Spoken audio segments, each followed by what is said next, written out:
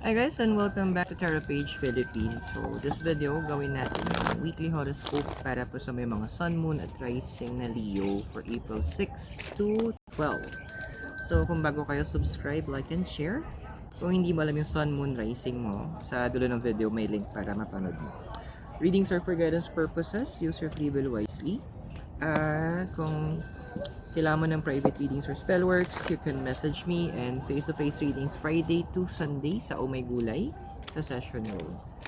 Ayan. And to support us, yan, you can click the join or the thanks button sa baba.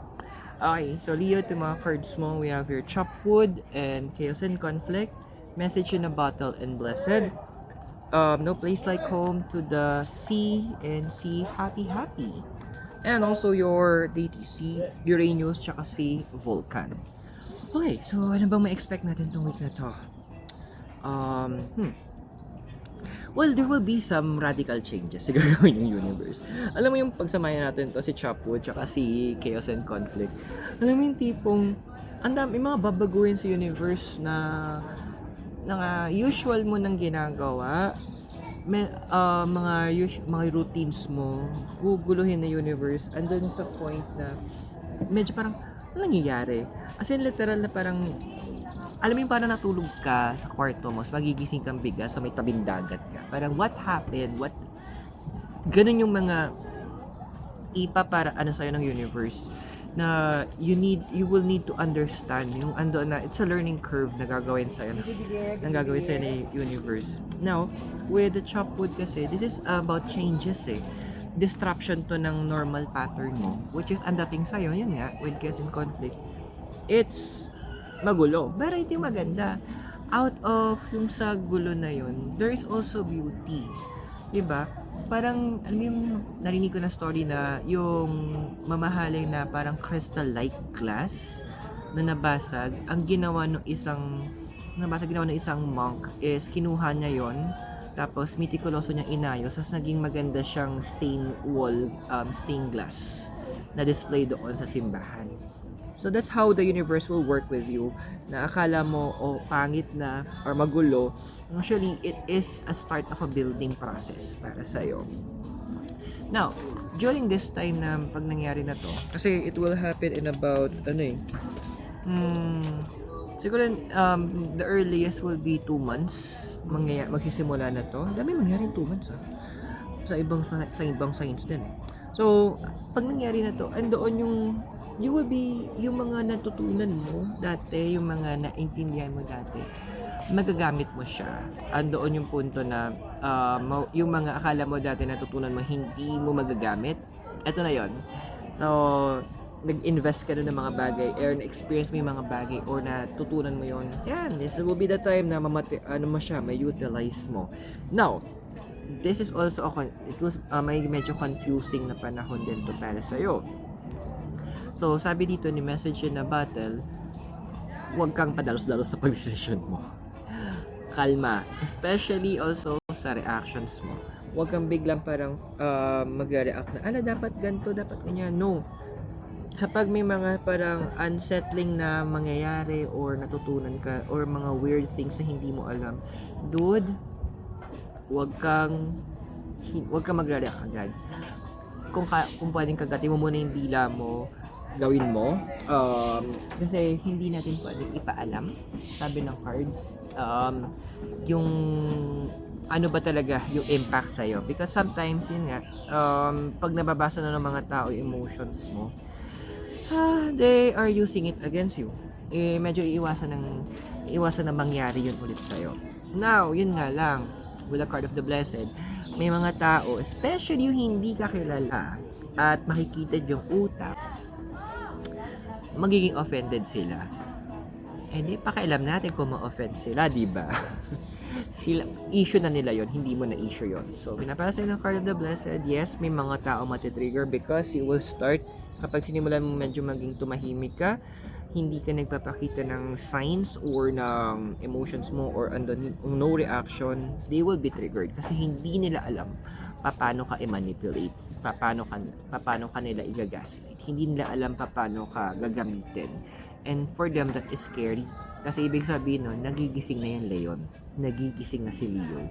At andoon na kapag nagising na si Leo, well, they will have no power over you. So, good luck sa kanila. Magkakaalaman ngayon ng mga taong fake, mga taong walang kwenta. Of course, makikita din natin kung sino yung mga hanggang salita lang. Kasi nga, nakaride lang naman sila sa'yo, di ba? Now, tingnan natin dito. We have here no place like home to the sea and happy. You know what? The universe wants to build para sa'yo. Isa sa mga kulang mo na lang. And that is a stable relationship. Yes. So, pinapala sa'yo ng universe na gusto ko sinabi dun sa kung napag mo yung Moulin Rouge, sabi doon, the greatest thing you'll ever learn is to love or be loved in return. Or mali ako. Parang basta ganun. Ayon to love and be loved in return is the greatest thing you'll ever learn. So, yun yung gustong i-impart sa'yo ng universe. Kasi, technically, yun na lang kulang eh. Now, keep in mind that love comes in different forms, ha? Pero more on ito, medyo mas pasok to, yung energy nito is more on doon sa personal happiness mo. Kasi we all deserve to be happy naman eh. And we all deserve to have a home. And sabi nga home is where the heart is. Now, with the card of to the sea, siguro dadagdag ko pa dito yung sinabi din doon sa Sweet Home Alabama. Sabi doon, sometimes the things we are looking for are right where we were before. Yung Tagalog, minsan yung hinahanap natin is nandun lang pala sa pinanggalingan natin. So, ito na yung time na papaala sa'yo ng universe. Huwag ka masyadong search ng search. Minsan kailangan mo din tumigil. Minsan kailangan mo pumirmi kung nasan yung heart mo. Kasi doon mo makihanap, doon mo makikita yung hinahanap ng heart mo. Yung peace na kailangan mo, doon ibibigay ng universe sa'yo. And of course, ang target lang naman as simple as the happiness that you deserve. Kasi, naman tao deserve maging happy. And as of now, you are the most deserving sign para sa akin, sa Visa cards mo, na makareceive naman ng happiness na matagal mo na nahanap, given na ang dami na ng abuse din sa'yo. Now, so we have here yung mga deities mo is Uranus and si Vulcan. Ewan ko na lang kung napaka-direct na ito. Sabi niya sa card of Uranus, sabi, invention, chaos, and change. So, in chaos kasi, minsan doon nagkakaroon tayo ng idea how to approach things from different angles. And si Vulcan, diligence, humility, and a wish to forge. And, ang maganda kasi din, kapag may mga chaos na nangyari, gulo, nag-emerge talaga yung mga totoong leaders. Lumalabas yung mga totoong potential. Kasi, the chaos produces pressure. And pressure brings out the best in everyone. Kaya nga may pressure, kaya ka ilalagay sa gitna sa chapo, di ba? Bigla ka na magigising, everything nagbago, everything magulo. Kasi time naman na gusto ng universe, ilabas pa yung remaining essence mo. Na yun yung magiging parang dagdag mong tatak. Yun yung magiging dagdag na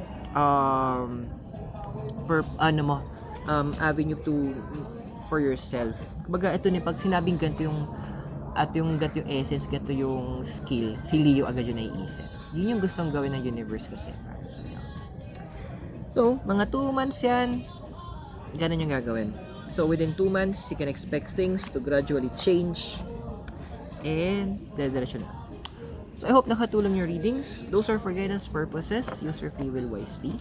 At kung bago kayo, subscribe, like, and share. Kung gusto mo na schedule ng private readings or spellworks, message me.